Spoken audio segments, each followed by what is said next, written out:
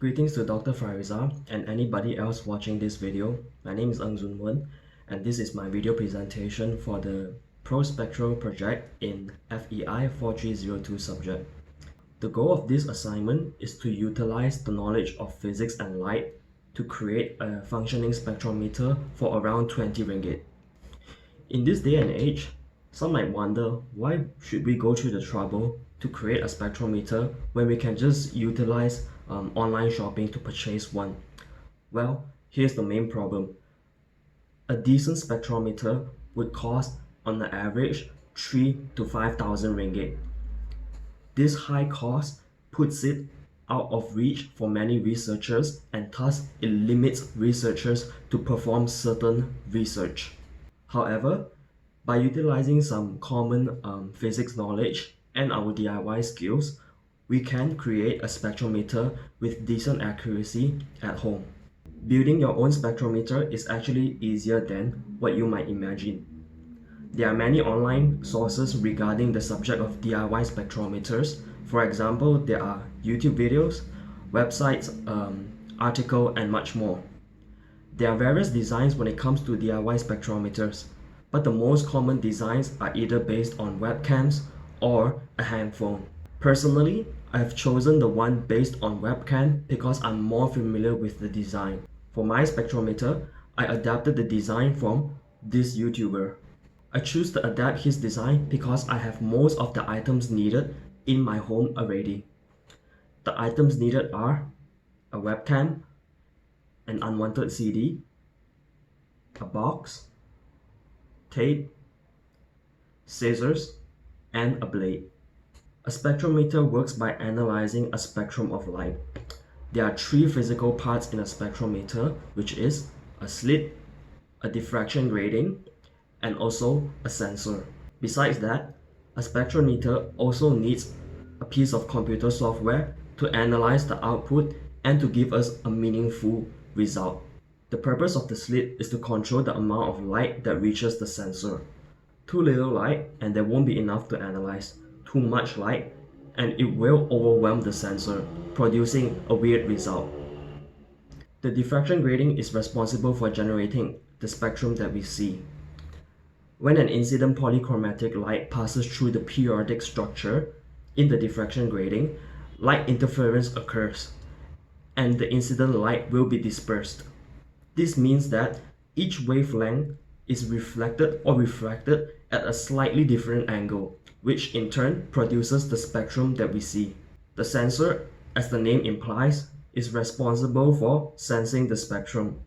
When paired with a suitable computer software, it can read the spectrum very precisely, which in turn allows for the detailed analysis of any phenomenon that involves light. Firstly, I created a vertical slit by cutting a small gap into the cardboard box enclosure with the help of a small blade and some scissors. The size of the slit is roughly 5 millimeters.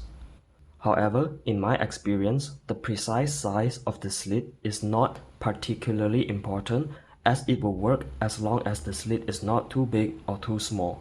Then, I moved on to obtaining the diffraction grating from an unwanted CD. This proved to be the hardest part of the project. In my first attempt, I cut the CD into a small rectangular piece and proceed to scratch away the aluminium layer with a blade. However, this method was not only extremely slow, it also damages the diffraction grating. Being a chemistry student, I also explored chemical methods to remove the aluminium layer from the CD. The method that came to my mind is to use a concentrated solution of sodium hydroxide to dissolve the aluminium layer. However, this process is similarly slow, and it also involves the handling of a corrosive substance, which makes it not very environmentally friendly and safe. In my third and final attempt, I tried to obtain a clean piece of diffraction grating from the CD by snapping it in half repeatedly. After a few attempts, a big piece came out clean without the stubborn aluminium layer attached. Then, I moved on to attaching the diffraction grating onto the webcam. This is done by using small pieces of tape. I performed a quick check using the terminal spectrometer software to make sure the diffraction grating was installed in the correct orientation. Once a horizontal spectrum was detected, I then proceeded to align and tape the webcam in place. Based on various online sources, the optimum angle to align the webcam is 30 degrees offset from the slit. The 30-degree angle provides a good balance between resolution and the amount of light captured. However, by decreasing the angle, the resolution of the spectrometer will increase at the expense of less light being detected and vice versa. Finally, the last step is to calibrate the spectrometer. At first, I used a fluorescent lamp in my room. However, I discovered that when the calibration is done with a fluorescent lamp, the reading from my spectrometer is not accurate. I then decided to manually calibrate the spectrometer by utilizing a 532 nanometer DPSS laser pointer. This proved to be a good solution as the calibration from this laser pointer is able to produce good results. By using a 488 nanometer laser, I verified that the accuracy obtained from my results to be roughly 10 nanometers. Besides performing wavelength measurements on my 488 nanometer laser, I also measured the spectrum of a 50-watt cool white LED. The results from the LED measurements are satisfactory, as it shows a spectrum corresponding to typical LED spectrums.